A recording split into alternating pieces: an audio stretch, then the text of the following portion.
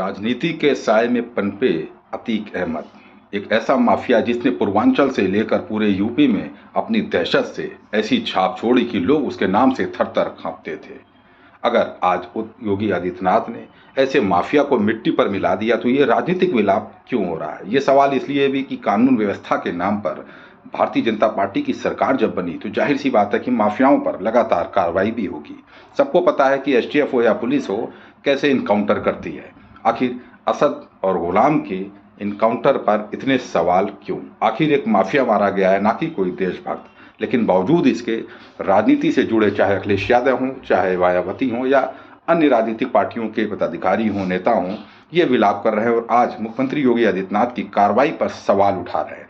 अरे यार, आप ही ने तो कहा था कि उत्तर प्रदेश में माफिया राज कायम हो रहा है, गुंडा राज कायम हो रहा है। आखिर कार्रवाई क्यों नहीं हो रही है? अखिलेश जी, आपको याद होगा उमेश पाल की हत्याकांड के बाद आपने ही सदन में ऐसे कुछ सवाल किए थे और तब मुख्यमंत्री योगी आदित्यनाथ ने कहा था कि इन माफियाओं को मिट्टी में मिला दूंगा।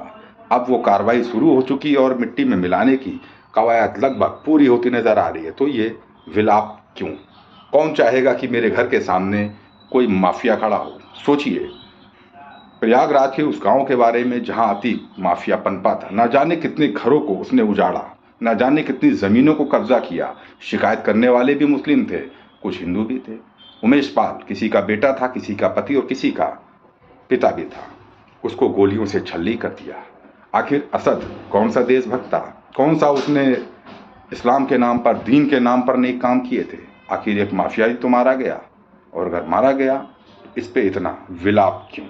मुझे लगता है कि माफियाओं की इनकाउंटर्स पे या उनकी मौत पर यह विलाप नहीं होना चाहिए। आज मैं देख रहा हूं कि लगातार कई सोशल साइट्स पे कुछ मीम्स भी चल रहे हैं जिसमें असद और अतीक के मिट्टी में मिलाए जाने पर तरह तरह के कमेंट आ रहे हैं। मेरा उन लोगों से भी अपील है, किसी माफिया के मिट्टी में मिल जाने के बाद या उस पर जो कार्रवाई होती है उसको लेकर जाति से ना जोड़ें, क्योंकि माफिया तो यहाँ पर श्री प्रकाश शुक्ला जैसे लोग भी रहे हैं और विकास दुबे जैसे लोग भी रहे हैं।